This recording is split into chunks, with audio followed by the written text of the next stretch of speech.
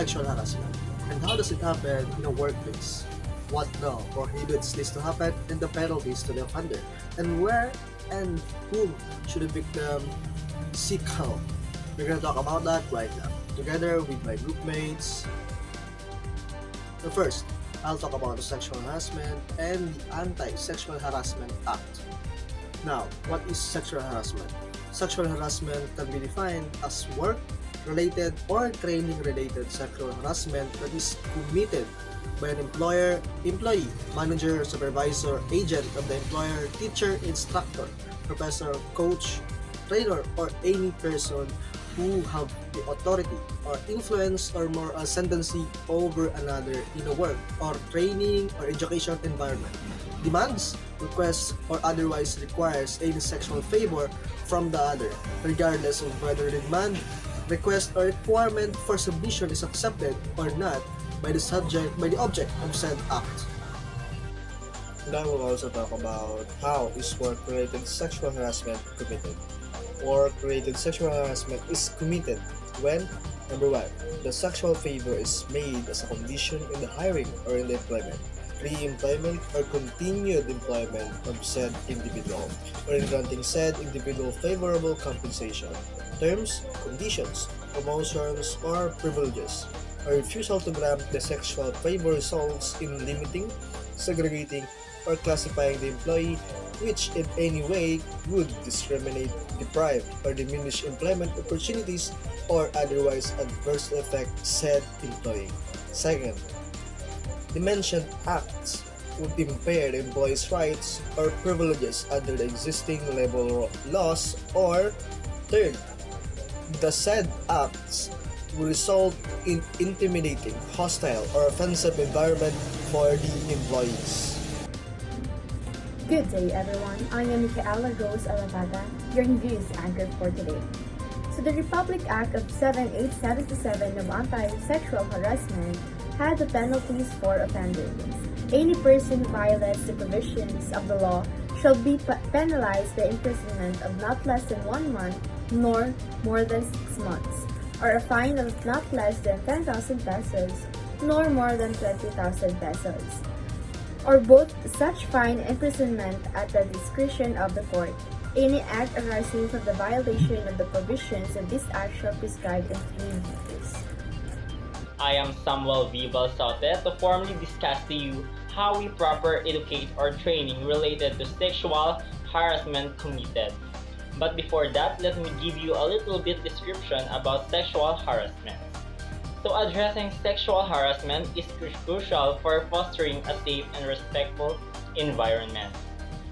It protects individual well-being, ensures equal opportunities, and contributes to a healthier workplace or community. Additionally, combating sexual harassment is an integral for promoting gender inequality and building a society based on a mutual respect. So these are the things that we're going to know about the education or training related sexual harassment is committed. So first, against one who is under the care, custody, or supervision of the offender. So the second, against one whose education, training, apprenticeship, or tutorship is entrusted to the offender. So the third, when the sexual favor is made a condition to the giving of a passing grade, or a granting of honors and scholarship, or the payment of the stipend, allowance, or other benefits, privileges, or consideration. And the last, when the sexual advances results in an intimidating, hostile, or offensive environment for the students, trainee, or apprentice. So a person who directs or induces another person to commit any act or sexual harassment, or who cooperates to commit the act, without which the said act would not have been committed, will also be held liable under the law. What is the duty of the employer of head of office in a work or education or training environment? The employer or head of office is required by the law to prevent the occurrence of sexual harassment acts and to provide the procedures for resolution, settlement, or prosecution of sexual harassment. Towards this end, the employer or head of office shall first promulgate appropriate rules and regulations in consultation with and jointly approved by the employees or students or trainees through their duly designated representatives. Second, create a committee on decorum and investigation or CODI of cases on sexual harassment. The committee shall conduct meetings or as the case may be with officers and employees, teachers, instructors, professors, coaches, trainers, and students or trainees to increase understanding and prevent incidents of sexual harassment. It shall also conduct the investigation of alleged cases constituting sexual harassment.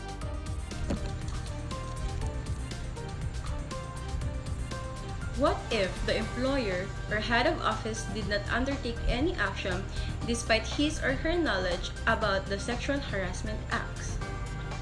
The employer or head of office, educational or training institution will be held liable for the damages arising from acts of sexual harassment if they are informed by the offended party of the occurrence of such acts, yet no action has been undertaken. Where do we go for help? For government sector employees, you may go at Civil Service Commission, Constitution Kiosk, Batas ng Pambansa, Complex Diliman, Quezon City, Public Assistance Desk, you may call at the hotlines flash on screen at cell 2-8931-7913 or 8931-8187. Para sa taong bayan hotline, you may call at 02-8951-2575 or 8932-0111. For private sector employees, you may go at Department of Labor and Employment, Bureau of Working Conditions, Intramuros, Manila. Hotline number at 1349 or 02-1349 for calls outside Metro Manila. Philippine National Police, Women and Children Protection Center at Camp Crame, Quezon City. Cell number at 410-3213 or 532-6690. Aling Police Text Hotline at 0919-777-7377. National Bureau of Investigation, Anti-Violence Against Women and Children Desk at Taft Avenue, Manila with a cell number of 532-8231238 or 525-6028. DOJ Public Attorney's Office or DOJ at PAO. Cell number 0929-90110 or 929-9436-237 location 106-1107. Can an offended party seek redress by taking an independent action? Yes, the offended party may take an independent action for damages incurred in the act of sexual harassment. She or he may also avail of relief.